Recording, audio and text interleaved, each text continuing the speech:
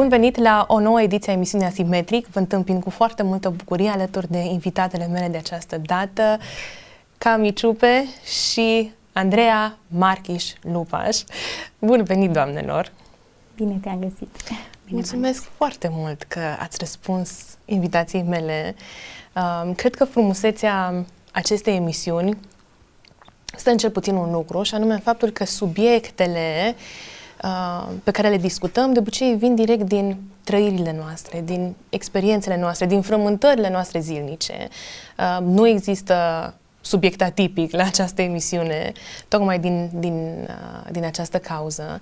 Și cred că ce e și mai interesant și mai frumos este că încercăm să le punem pe toate în lumina adevărurilor biblice. Și subiectul pe care voi l-ați propus pentru discuția de data aceasta are de-a face cu închinarea. Acum, poate că pare un subiect bisericos, așa, de biserică, dar cred că pot să îndrăznesc să spun asta, că închinarea este de fapt ceva ce ar trebui să influențeze sau să afecteze fiecare acțiune a vieților noastre, fiecare aspect, și asta vom încerca să descoperim ce este și cum ar trebui să ne raportăm la atitudinea asta. Ar trebui să fie atitudine, este doar un ritual, o practică. De-abia aștept să explorăm, dar eu aș începe discuția noastră cu un subiect aparent paralel, dar care de fapt cred că ne va ajuta să explicăm pe urmă ce este închinarea și nevoia de închinare și de ce există nevoia asta. Și aș aduce în discuția noastră conceptul de chemare. Acum, de obicei, cred că atunci când ne gândim general, cultural, la conceptul ăsta de chemare, ne gândim mai degrabă la a ne găsi scopul în viață. Cred că fiecare tânjim după a ne găsi sau avem această sete după sens și scop. Cred că mintea noastră a fost formatată în așa fel încât să caute semnificații în fiecare lucru pe care îl întreprinde. Ne dorim ca ceea ce facem să fie cu sens și să fie în acord cu înzestrările noastre. Și de aici cred că și dorința de, nu știu, de a avea cariera ideală, familia ideală, de a face ceva remarcabil, de a fi extraordinare și așa mai departe. Doar că asta împreună cu presiunea pe care cred că și societatea o pune asupra noastră, de a ieși în evidență, căutăm împlinirea în lucrurile imediate. Marea întrebare se pune: ce facem atunci când oportunitățile întârzie să apară, când lucrurile nu se leagă, când intervin situații de criză, când intervin situații care poate ne impun să luăm decizii atât de radicale care ne schimbă complet peisajul vieților noastre. Cu ce rămâne? Când ne întoarcem din nou la punctul zero în care ne întrebăm ce sens și scop avem în viață. Și aș îndrăzni să spun că că o viață lipsită de Dumnezeu este o viață centrată pe orice altceva în afară de El, orice altceva care niciodată nu ne va satisface pe deplin. Și atunci sunt curioasă să știu din experiența voastră de viață, din ce ați trăit voi până acum, cât de important este să înțelegem că în primul și primul rând, dincolo de orice am putea noi face, de oricine am putea noi fi, de ce e important să înțelegem că Dumnezeu sau chemarea asta are o notă mai importantă, că mai întâi suntem chemate să fim ai lui Dumnezeu, ale lui Hristos. Care e diferența asta și cum percepeți voi diferența dintre, sau vedeți în viața voastră impactul chemării lui Dumnezeu la El și apoi, mă rog, chemarea asta secundară, care poate să ia diverse forme. Cât de important, nu știu, este să ne bazăm identitatea pe El. Ce ați descoperit voi până acum din acest punct de vedere? Cine vrea să spargă gheața? Da. Îmi plac comunicările din privire. Da. Păi bucuria mea e în primul rând. Și am descoperit-o destul de devreme în viață, cred. Să-mi dau seama că chemarea mea e să mă întâlnesc în răcoarea dimineții cu Dumnezeu, așa cum o făcea Adam în Eden. Să îl întâlnesc la un nivel intim, să-L cunosc, să mă las cunoscută, să mă cunosc pe mine în prezența Lui. Și cred că asta e cumva o linie stabilă, pe lângă celelalte care fluctuează și care pot lua diverse forme în ceea ce privește chemarea ulterior în viață. Poți fi chemat la lucruri diferite, chiar însuși de Dumnezeu. Dar pentru mine elementul ăsta de intimitate cu El și elementul ăsta în care mă întorc într-un fel ca și la o oglindă, știi? Să mă redefinească de fiecare dată El, înainte de societate sau mai degrabă în loc de societate. Asta găsesc eu că ar fi chemarea și mă gândesc că l-a făcut pe Adam inițial și se întâlnea cu El și petrecea cu El. Ai reușit de-a lungul vieții să menții asta? Ei, na. Sau ai fost distrasă? Cum ziceam, am descoperit de mică, cred că chiar de mică am avut bucuria de a mă simți cunoscută și iubită de El și de a simți un oarecare gust a prezenței Lui. Nu am reușit. Nu a fost o constanță. A fost mai degrabă un loc, mai ales până la maturitate, în care m-am întors. Cumva m-am plimbat prin crizele mele și m-am întors acolo, unde am primit răspunsul. Ceea ce, exact ce ziceam câteva minute în urmă, fie când suntem distrase sau când se întâmplă ceva sau când pierdem ceva sau când ceva nu e la locul lui, avem unde să ne întoarcem. Pe când dacă noi ne bazăm foarte mult identitatea în ceea ce facem, nu în cine sau în cine suntem, da?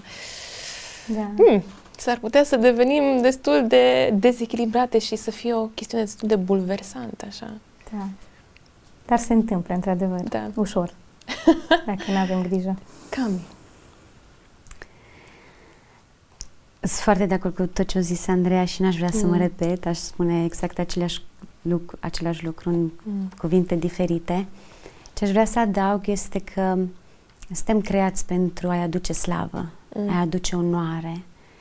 Și vedem exemplul ăsta la Iisus, care tot ce a făcut pe pământ a fost să arate mereu spre Tatăl. Și cred că ăsta e scopul suprem, dacă pot să-l numesc așa. Zicea cineva că noi ca și creștini avem un scop și apoi Dumnezeu are sute de mii de feluri de a ne duce în locul acela, ca și când ar fi o mașină cu GPS, este o destinație și apoi sunt foarte multe rute și drumuri înspre a ne duce acolo la destinație. Și ca și chemare principală ar fi asta, să îi aducem glorie și slavă, să-L exprimăm pe El pe acest pământ. Și cele secundare ar fi felul în care o facem fiecare. Și aici depinde de cum suntem construiți, ce a pus Dumnezeu în noi, lucruri care le-a știut și le-a pus de la început ca să ne ducă într-un anumit loc și pe toți în locuri diferite, ca să îl putem exprima într-o modalitate cât mai complexă și mai variată și mai frumoasă. Pentru că așa este Dumnezeul nostru, practic. Cum sau când ai descoperit tu care este scopul suprem, și anume ca să ne închinăm noi, ca să-i dăm Lui laudă? Andreea a spus că a descoperit destul de devreme. Care e povestea ta? Când ai înțeles tu revelația asta? Exact revelația asta nu mi-amintesc când s-a concretizat în viața mea. Așa ca și parcurs, eu m-am născut într-o familie de credincioși, dar dintotdeauna am fost atrasă de El. Îmi amintesc și în biserica în care am crescut împreună cu părinții mei și pentru că cred că mi-a dat un dar acela de a cânta, m-a atras așa de tare partea asta de închinare, de laudă, de a-L înălța pe El prin cântec. Și așa am început de mică și pe urmă a fost o călătorie foarte frumoasă în care am descoperit tot mai multe modalități de a-L înălța și de a-L lăuda și de a-L exprima în viața mea și ceea ce probabil o să și discutăm mai târziu sau pe parcursul acestei emisiuni, cum de fapt nu se rezumă la cântat și la muzică, ci la întreaga noastră viață și la atitudinile noastre și la acțiunile noastre, la ce facem în viața de zi cu zi. Nu știu să zic lucruri chiar atât de deștepte, așa că o să citesc un citat care cred că se potrivește foarte bine cu exact ceea ce ai enunțat tu acum. Închinarea este dincolo de actul ăsta al cântării, al cântatului sau oricărui tip de ritual, dacă vreți, bisericești. Și pe tema asta chemării Os spune așa, și se leagă cele două. Chemarea este adevărul că Dumnezeu ne cheamă la sine într-un mod atât de decisiv, apropo de ce ziceați amândouă, dar mai ales tu ai accentuat de asta că te-ai simțit atras, adică a fost chemarea Lui acolo, încât tot ceea ce suntem, tot ceea ce facem și tot ceea ce avem este investit cu un devotament, un dinamism și o direcție speciale exprimate ca răspuns la chemarea și slujirea sa. Și cred că răspunsul ăsta este de fapt închinarea noastră. Și cred că e momentul să definim ce este închinarea, dacă tot am bătut apropo ori înspre acolo. Vă las pe voi. Da, cred că tendința e, mai ales dacă am crescut în anumite medii sau... Cred că de fapt nu. Tendința e la nivel general să ne meargă gândul la o anumită cântare sau un anumit moment de tip muzical sau la simplu obicei sau tradiție de a merge la biserică, de a face plecăciuni, poate, de a ne închina într-un fel sau altul în care am văzut-o făcându-se în jurul nostru. În esență, pentru mine și în general, cred că corect ar fi să zicem că e reacție naturală când îl vezi pe Dumnezeu față în față. E consecința faptului că l-am întâlnit. O să fie închinarea, l-am întâlnit cu adevărat. Îmbrățișarea cine e El, decizia de a respecta perspectiva Lui mai degrabă decât a mea sau percepția mea. Și asta poate să ia 1000 de forme, nu știu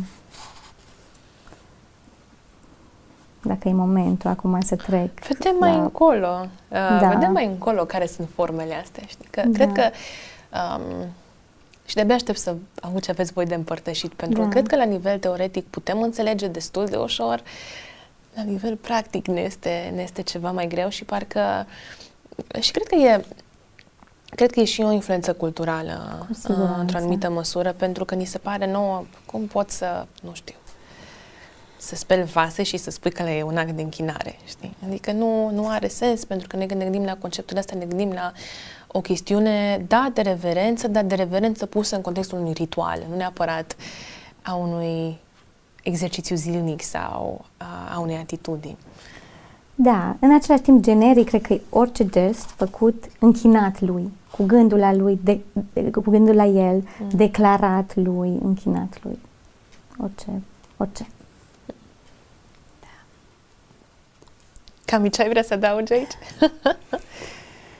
Prima dată când apare în Scriptură cuvântul închinare este în contextul în care Dumnezeu îi cere lui Avram să-l jertfească pe Isaac.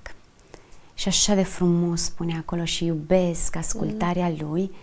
Zice, dis de dimineață s-a pregătit, a pregătit toate lucrurile și au pornit înspre locul unde avea să se întâmple lucrul acesta. Și în acel context, practic, Dumnezeu subliniază ascultarea. Și chiar versetul în care apare cuvântul este unul foarte simplu.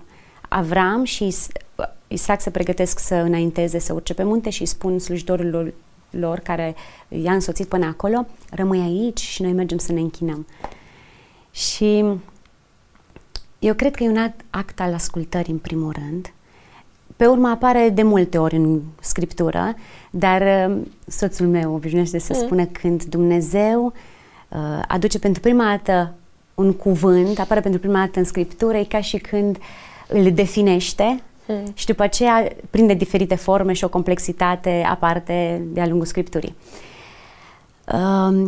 Este despre ascultare, despre ceea ce spune el. Avram nu avea altceva decât vocea lui Dumnezeu, nu avea cuvântul lui Dumnezeu, nu avea, cum avem noi, logosul, avea doar rema, exact ce auzea din partea lui. Și chiar dacă a părut destul de controversată, sunt convinsă și atunci și acum ar fi, cuvântul pe care l-a auzit, a ascultat. Pentru mine, în primul rând, asta e închinare. Să ascult ce are El de spus și să fac. Apoi, un alt pasaj care mi-a atras atenția și care este pe inima mea și am vrut să îl împărtășesc cu voi este când Iisus intră în casa Mariei și a Martei. Maria se pune la picioarele lui, Marta își continuă treburile, îs convinsă că împreună au lucrat la ceea ce aveau să servească și s-au pregătit ca Iisus să vină, dar Marta continuă cu treburile ei. Maria e conștientă că a venit Iisus. Și a venit Iisus și lasă totul și e în stare să lase totul ca să petreacă timp cu El. Aici iubesc și pasajul ăsta și diferența dintre cele două.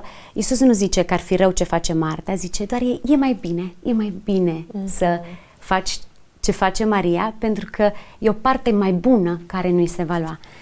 Și practic, din nou, pentru mine, închinare nu înseamnă neapărat a face lucruri pentru El. Înseamnă mai mult a fi cu El și a-i da toată atenția și a spune, ești aici, te vreau pe tine, nu vreau să fac lucruri pentru tine, vreau să stau cu tine. Vreau să stau cu tine. Vezi, exemplul ăsta este mereu intrigant pentru persoane ca și mine, spre exemplu, care eu întotdeauna m-am identificat cel mai bine cu Marta în povestea asta. Și e mereu sentimentul ăla că lucrurile trebuie făcute. Adică lucrurile trebuie făcute, lucrurile trebuie să se întâmple, așa cum voi, poate mai bine ca oricine, puteți să contribuiți la asta pentru că aveți familie, aveți copii, adică nu e ca și cum poți să-ți lași copilul și tu să încerci să... Pentru că ai un moment în care vrei să te rogi sau să stai în prezența lui Dumnezeu, poți pur și simplu să le lași toate deoparte. Și cumva asta e reacția și cred că, Doamne, cred că e așa de necesar să înțelegem cât de important este să, din când în când, să fim și Maria. Să ne oprim, pentru că astfel foarte ușor cred că vom rata momentele alea de închinare, de intimitate, pentru că vom fi mereu distrase de ce avem de făcut și sunt multe de făcut, dar cum? Uite, și asta e o întrebare bună. Cum ajungem la echilibrul ăsta? Sau cum ați ajuns voi să profitați și de momente ca ale Mariei?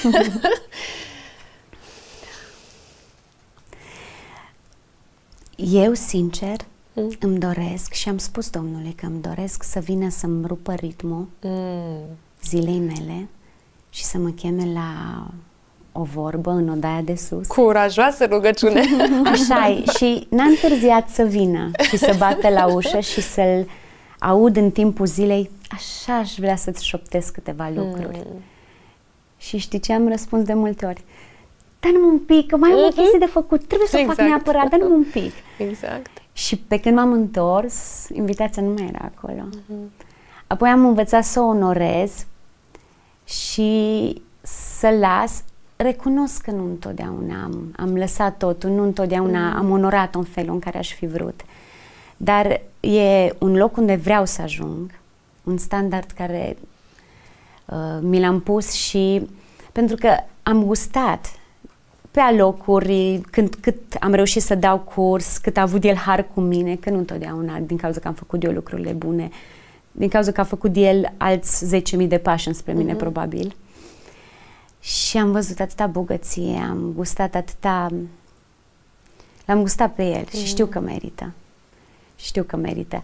Acum, sunt multe lucruri în mintea mea care zic că trebuie făcute și la o vorbă cu el toate se demontează și toate cad și de fapt nu trebuie făcute și sunt acolo și după acele 5, 10, 15 minute sau poate mai mult.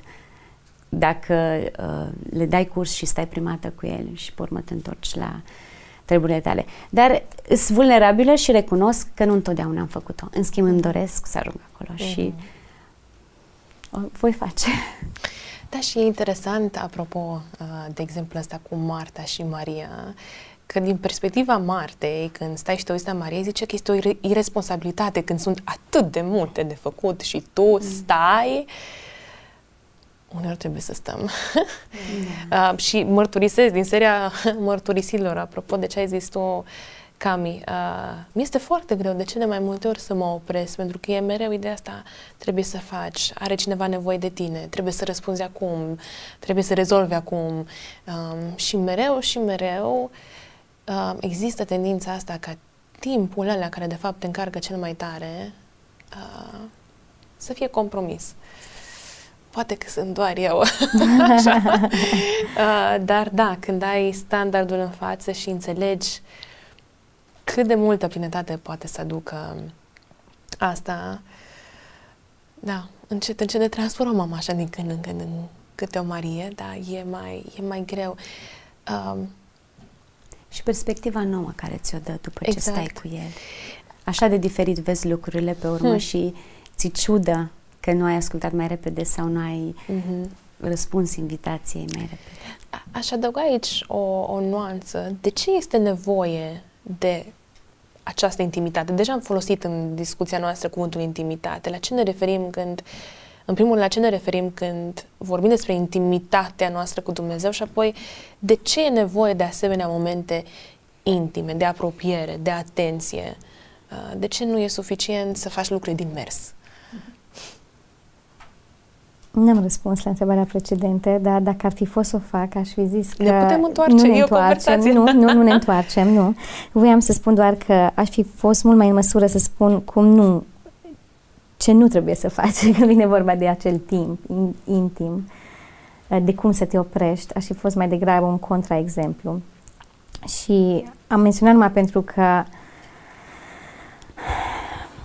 spun despre mine că extrovertită, destul de luptătoare și nu sunt o persoană foarte frumoasă dacă nu-s plină de el. Prețul pe care îl plătesc atunci când nu-mi rup timp să stau la picioarele lui, ca și Maria, e destul de mare. Poate pentru un introvert, oricum pentru toți e, că inima e afectată. Inima nu poate fi frumoasă în sine, numai înfrumusețată de el. Dar pentru mine prețul e mai mare, pentru că viața e intensă la noi acasă, sunt 4 copii. Eu am 4 copii, noi avem. Și cumva ai trăit acolo la maxim și dacă merg pe resursele mele, e fatal. E dezastros. Se termină repede. Se termină cumplit înainte să înceapă. Da.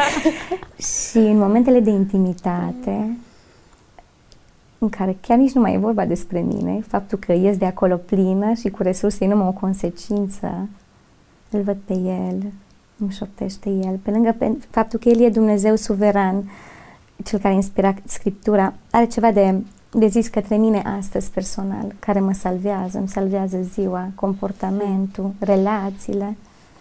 Da. Ce frumos spus, Andreea! Cami, ce ai mai adăugat tu pe discuția asta a intimității? Mi-a venit în minte versetul închide odaia după tine. Du-te în odăița ta și închide ușa după tine. Da. Și are o însemnătate foarte mare. Pentru că e locul unde poți să fii tu, locul unde poți să-i spui orice Domnului, unde nu sunt alte priviri, alți oameni care să te judece, care să te compare, care să te cântărească. Și avem nevoie de locul ăla. Dacă toată relația noastră se desfășoară în public și față de alții și în întâlniri și în, nu știu, chiar și poate în familia noastră care este o scenă sau între vecinii noștri, e trist. E trist. Pentru că noi nu suntem așa de frumoși, cum zicea Andreea, din resurse proprii, decât atunci când El ne umple. Și îmi place locul acela unde pot să fiu eu, unde pot să-i spun orice Domnului, unde El îmi schimbă perspectiva, unde mă înfrumusețează. Nu vreau să te repet, foarte frumos ai zis. Suntem inspirate de tine, Andreea. Da. Și cred că e nevoie de El. N-ar trebui să putem funcționa fără. Spunea Andreea de faptul că energia se termină înainte să începem. Cred că uneori putem funcționa o perioadă din inerție. doar că este doar o perioadă. Da, din păcate putem. Din păcate putem, da. Și cred că ce am văzut eu este că inerția te duce, da, până într-un punct, însă intimitatea aceasta cu Dumnezeu, pe lângă faptul că cumva facilitează o cunoaștere mai profundă și a lui Dumnezeu și a noastră, facilitează o cercetare mai adâncă, mă ajută să merg cu mult mai departe decât mă ajută inerția. Inerția îți dă așa un avânt și te menține pentru o perioadă, însă când se adaugă stratul acesta al intimității, te propulsează. Adică poți parcurge mult mai mult drum și cu tot o altă atitudine și inimă decât am face-o fără. Și asta este ceea ce văd eu. Corecția lui e așa de faină în intimitate și așa de diferită. Da, și vine într-un mod foarte blând. Când experimentăm intimitatea asta, vine într-un mod blând. Nu vine într-un, nu știu, așa, nu ar trebui să ne fie teamă, adică e reverența aia. Da. Dar când știi că Dumnezeu te primește cu, Doamne, cu atât de mult drag și blândețe și har, ar trebui să vrem să fim în locul ăla mai des. Așa. Are Dumnezeu nevoie de închinarea noastră?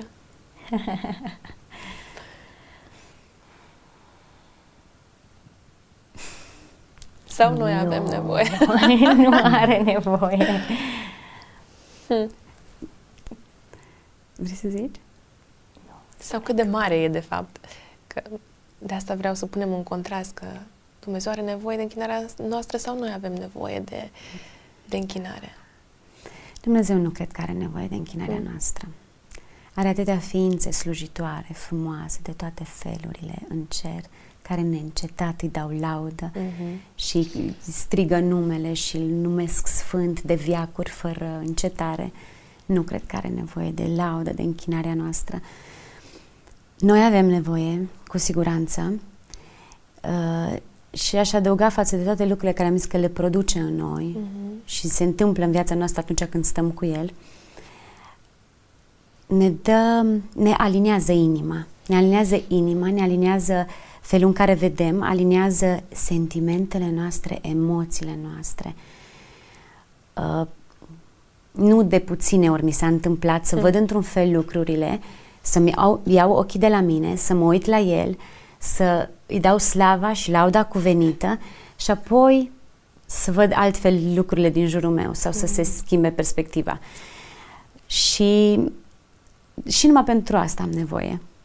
Eu de închinare, să-i dau lui închinare. Am nevoie să am o inimă mulțumitoare, am nevoie să am o inimă plină de recunoștință, pentru că inima omului e așa de înșelătoare și așa de ușor devine trufașă și mândră și îmi dau seama că doar o închinare reală, în smerenie, îmi ține inima în locul ăla în care îl văd mereu pe El mare și știu unde mi-e locul, știu cine sunt în El, știu că sunt fiică, știu că o investit mult în mine, știu că o dăruit mult, mi-a dăruit multe, dar știu că n-aș fi nimica fără El și n-aș putea face nimica fără El. Și din punctul ăsta de vedere am nevoie să-i dau eu lui închinare, în ghilimele, că nu vreau să sune prea dur, să știu unde mi-e locul și să știu ce am, de unde am și de ce am. Nu cred că sună prea dur și spun asta pentru că cred că e foarte ușor să ne amăgim pe noi înșine, mai ales dacă suntem persoane decente. Ne ies lucrurile. Ne ies lucrurile, suntem chiar cuminți, nu facem cine știe ce, nu știu, lucruri, adică suntem într-un loc bun și atunci e așa de periculos și așa de ușor să nu îți vezi de fapt locul și să ne amăgim pe noi înșine că suntem bine unde suntem. Și cred că, apropo de toate discuțiile de până acum, de chemare, de închinare, de nevoie de închinare, cred că mesajul ăsta este foarte important pentru noi atunci când credem că să fii bun și să fii drept și moral este tot ce e nevoie. Dacă avem doar astea, iar zic, s-ar putea să ne amăgim și atunci când vine ceva și ne zgurie destul de tare și de fapt ne dovedește că nu suntem noi chiar așa de buni, că nu suntem noi chiar așa de tare și de drepți, ce ne facem? Andreea, mai ai tu gânduri de adăugat la nevoia asta de închinare? Da, pot să simt la fel și gândesc la fel ca și Cami. Mă schimbă pe mine. Mult mai tare decât îl afectează pe Dumnezeu. Dacă El are răbdare la lipsa mea de închinare și stă la ușă și bate, știi? Stă la ușă și bate o viață întreagă pentru unii. Da. Nu-l deranjează să facă asta. Nu e ca o mândrie că îi se cuvine altceva. În dreptul lui nu, El e smerit. Deși n-ar avea de ce să fie, n-ar trebui să fie. Noi ar trebui să fim. Nu, nici măcar nu e o pretenție care o are. E ceva normal ca noi să-i dăm. El stă la ușă și bate. Aș vrea să mai citesc ceva din Os Guinness. Cum spuneam, nu știu eu să zic lucruri atât de deștepte, dar cred că leagă un pic lucrurile și se leagă și de ce ai zis tu, Cami, mai devreme, cum Dumnezeu vorbește. Și ai dat exemplu cu Avram, cum Dumnezeu a vorbit în mod auditiv. Și spune așa, la început era cuvântul. Și la începutul fiecăruia dintre noi a existat un cuvânt rostit pentru noi. Viața fiecăruia dintre noi este de aceea relațională și auditivă în esența ei. Tot ceea ce suntem este auzire și răspuns. Suntem responsabili pentru că putem răspunde. Între primul cuvânt, Creator al lui Dumnezeu, și ultimul cuvânt al judecății sale, modul în care ne trăim viața este răspunsul pe care îl oferim cuvântului lui Dumnezeu către noi. Wow. Și cred că asta definește destul de bine și chemarea, și închinarea, cum îi răspundem noi, cum ne comportăm, cum trăim. Și aici cred că putem să ajungem la partea practică a discuției. În teorie, lucrurile stau bine. În practică, cum arată? Ce înseamnă închinarea pentru voi în mod practic, în viața de zi cu zi? Dincolo de momentele despre care deja am discutat, momentele astea aparte, de intimitate.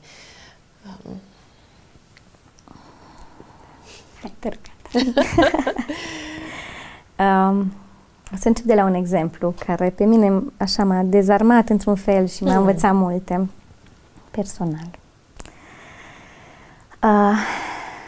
Eram într-o seară acasă, culcam copii, 4 la număr, cum spuneam, împreună cu soțul meu. Pentru mine e cel mai greu moment din zi.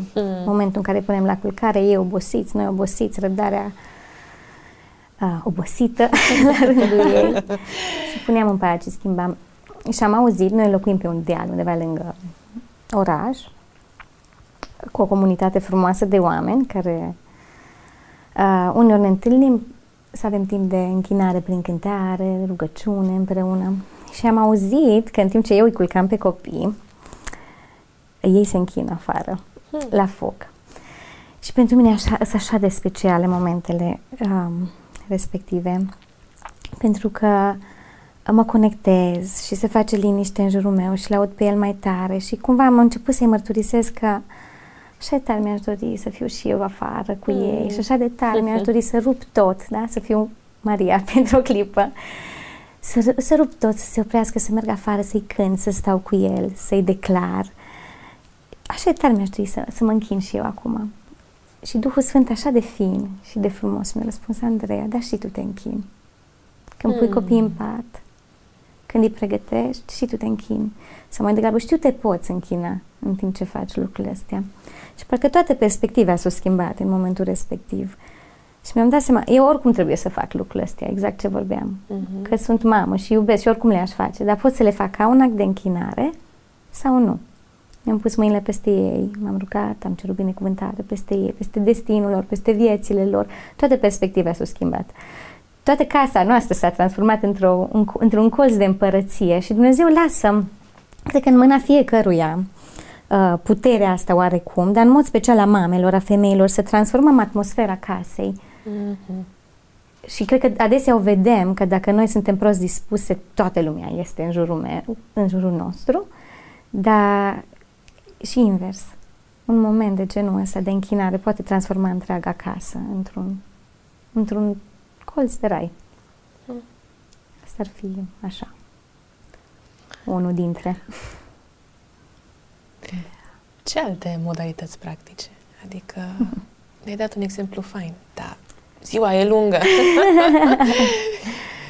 Cred că de fiecare dată mă pot întoarce acolo.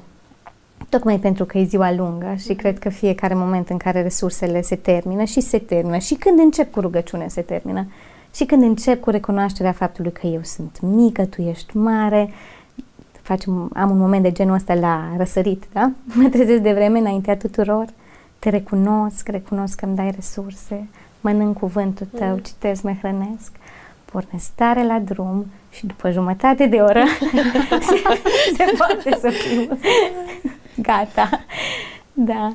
Și mă întorc înapoi acolo. Uneori am timp să o fac într-un mod foarte așezat, alteori am înțeles din rolul de mamă, rugați-vă neîncetat. Rugați-vă neîncetat. Nu am timp să mă opresc mereu. Mereu mă pocăiesc. Mă leapă de mine și de greșelile mele. Și cer ajutor. Și mă închin înaintea lui. Da, e un gest continuu, cred că. Și aleg să o fac așa, inclusiv când spăl vase sau pe jos, mă rog, pentru atmosfera casei, pentru picioarele care calcă la noi, pe podelele respective, veșnic de curățat. Ajută-mă, Cami. Ajută-mă și tu cu metodele pe care le faci tu, le practici. Eu mi-amintesc că Dumnezeu m-a provocat la un moment dat să fac toate lucrurile ca pentru El. Am citit versetul ăla și am zis, nu-l las. Cum adică? Adică multe lucruri ca pentru El, să, nu știu, să dai cuiva ceva ca din partea Lui, să ierți, să uiți ce ți-au făcut alții, să nu uiți niciodată ce ți-au făcut ceilalți, să fii recunoscător, multe lucruri ca pentru El, dar lucrurile astea casnice, astea care trebuie făcute mereu și mereu și o luăm de la capăt și nu se termină niciodată și astea ca pentru El, și cuvântul lui Dumnezeu zice toate. Doamne, atunci trebuie să mă înveți, să-mi spui despre ce-i vorba. Și mi-am dat seama că într-adevăr este despre atitudinea noastră cu care facem lucrurile. Și nu neapărat că eu spăl un vas și, Doamne, ți-l închin ție, îți dau ție actul ăsta, cât Dumnezeu ne-a creat cu o abilitate extraordinară, care în zilele noastre poate fi și o capcană, și am descoperit că este o capcană, de a fi prezenți și cu mintea în altă parte.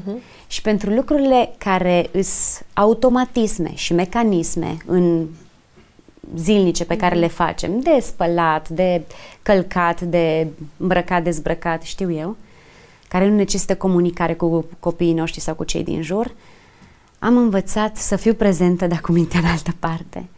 Și l-am înțeles și pe David, deși atunci când a spus, cred că era deja la palat și nu avea el foarte multe treburi, dar zicea zi și noapte cuget la legea ta, practic la cuvântul lui. Și atunci mi-am dat seama că pot cugeta și când fac lucrurile astea mai puțin importante, niște automatisme, și mă zidesc, îmi înalță Duhul și eu am mașină electrică, de fapt e hibrid. Ea nu e nevoie să fie încărcată la o priză, ci se încarcă din mers. Și așa mă simt atunci când reușesc să fiu prezentă, dar cu mintea în altă parte pentru lucrurile de care nu e nevoie să fiu prezentă, când cuget la legea Lui, la cuvântul Lui, că mă încarc din mers. Și asta practic mereu îmi dă mai multă energie să o duc până la capăt. Am descoperit lucrul ăsta și am început să-l practic și îmi este de folos. Mă ajută mult să fac asta. Acum, din nou, tehnologia ne ajută pentru că pot să-mi pun niște căști în urechi și să blochez și mai mult zgomotul din afară. Dar copiii au crescut și au început să nu se mulțumească cu răspunsuri monosilabice și trebuie făcută conversație. Și atunci, și atunci sunt foarte puține momentele în care poți să intri în lumea ta. Ziceam că e și o capcană, pentru că reușim de multe ori să ne desprindem așa de mult de prezentul nostru, să trăim undeva ori în viitor, ori în trecut, încât să nu ne mai bucurăm de ce se întâmplă. Mereu cu dorința la niște lucruri care încă nu le-am făcut, care vrem să le facem, cu regrete sau păreri de rău față de lucrurile care au trecut și sunt tot acolo că ar fi trebuit să le facem și uităm să trăim prezentul. Cumva unealta asta o văd neutră când știm cum să o folosim, când știi să te deconectezi de ce în jurul tău ca să cugeți la cuvântul lui, dar în același timp să nu uiți să fii prezentă în prezentul tău, să nu treacă viața pe lângă tine și tu să fii altundeva între. În ceea ce mă privește, mi-am dat seama că și-am avut o revelație pe drumul încoace și o să vă povestesc imediat. Mi-am dat seama că, de multe ori, că atitudinea asta de închinare constantă, de rugăciune neîncetată și apropo de ce zici tu cu trăirea în prezent, mă ajută să mă bucur de prezent. Să mă bucur de ce se întâmplă acum și, de fapt, de lucrurile importante. Pentru că, pentru o persoană, eu sunt introvertită, nu sunt extrovertită ca tine, dar sunt colerică. Și pentru o persoană colerică, e mereu stresul ăsta de vrei să iasă totul bine, vrei să fie toate puse cap la cap, preferi să muncești extra sau să faci o grămadă de lucruri numai ca să iasă cum trebuie și când ceva nu este cum trebuie, tendința nu este să te oprești și să îți limpezești un pic mintea și dacă vreți să te rogi, ci este să te stresezi și mai mult. Și vă dau un exemplu haios. Are sens în mintea mea, e haios, nu e neapărat o chestiune foarte importantă, dar eram foarte aproape de studio, nu mai aveam suficient de mult timp și îmi dau seama ca niciodată că mi-am uitat pantofii acasă. Și reacția imediată a fost, și asta am și făcut, în loc să o iau spre studio, am vrut să mă întorc acasă, în sensul giratoriu, și m-am întors și pe urmă m-am oprit și am zis, Doamne, stai un pic, ce fac?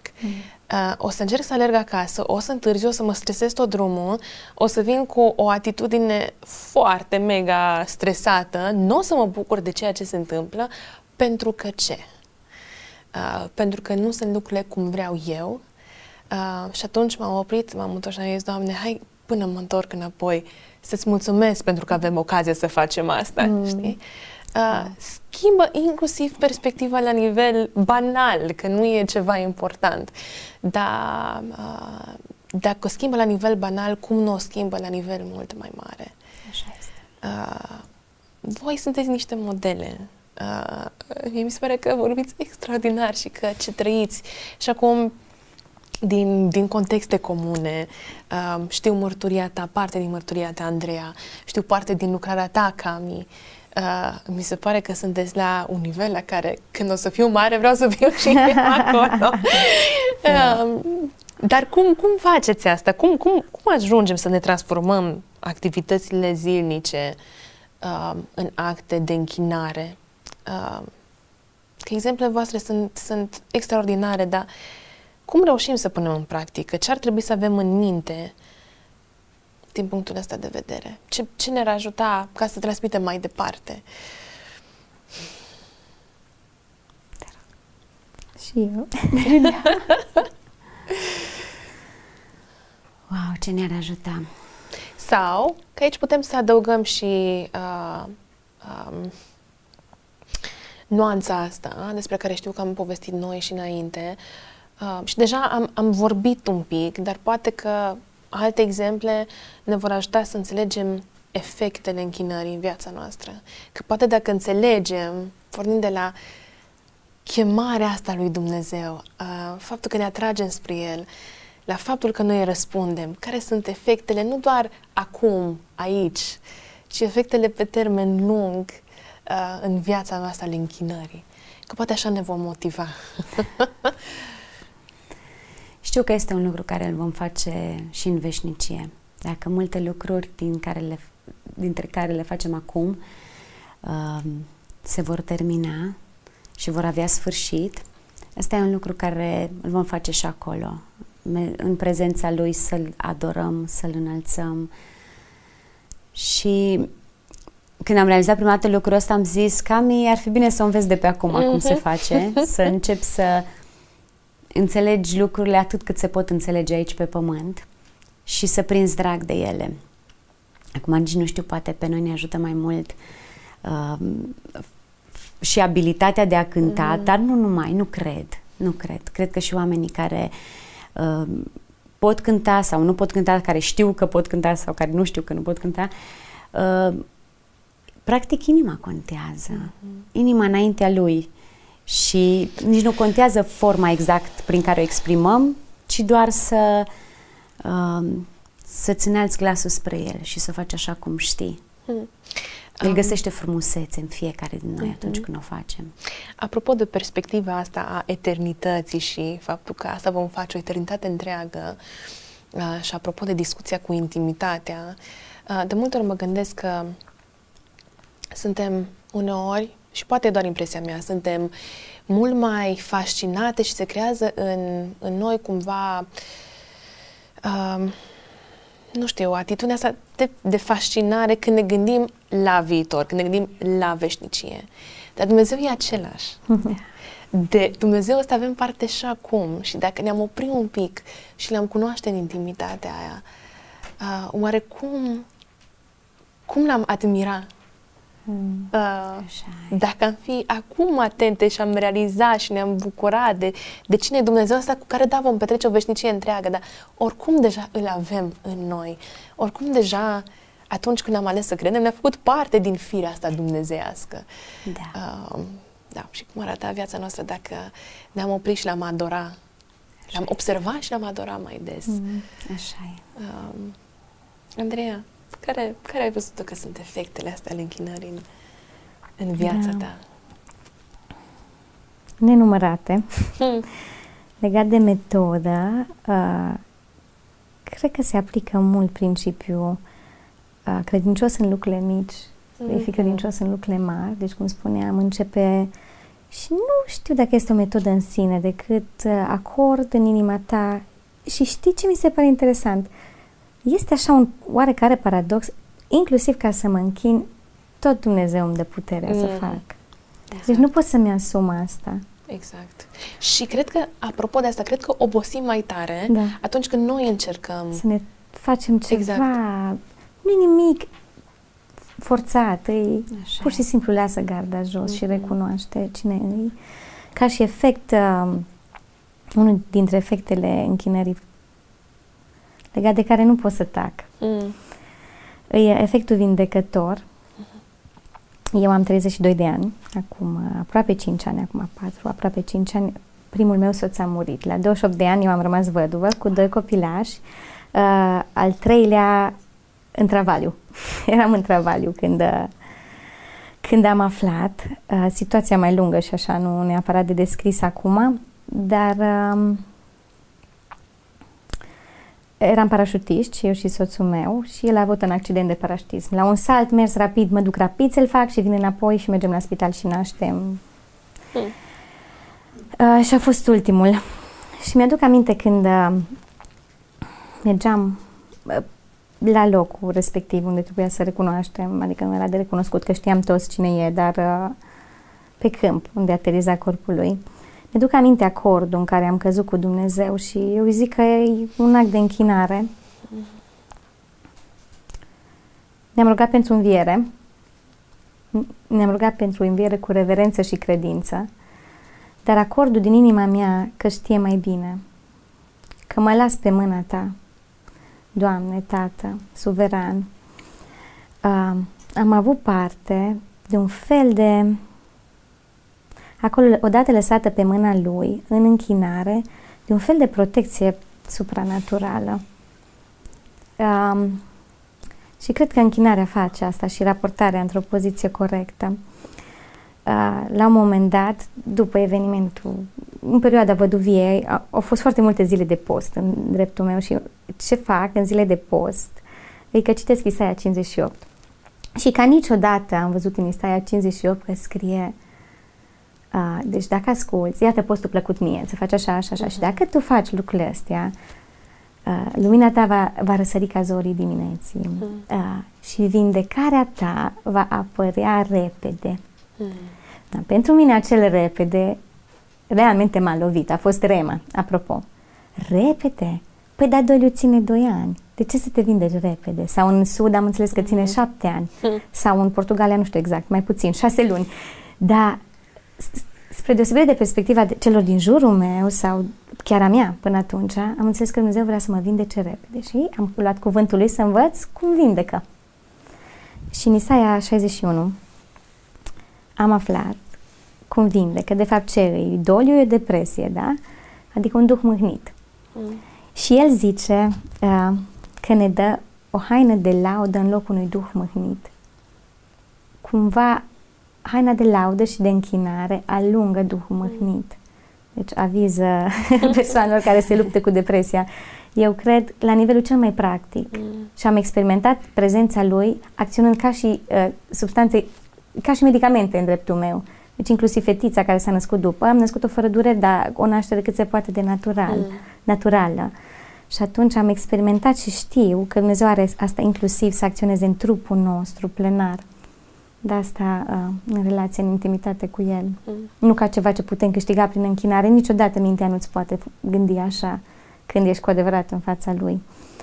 Da, ca și efecte.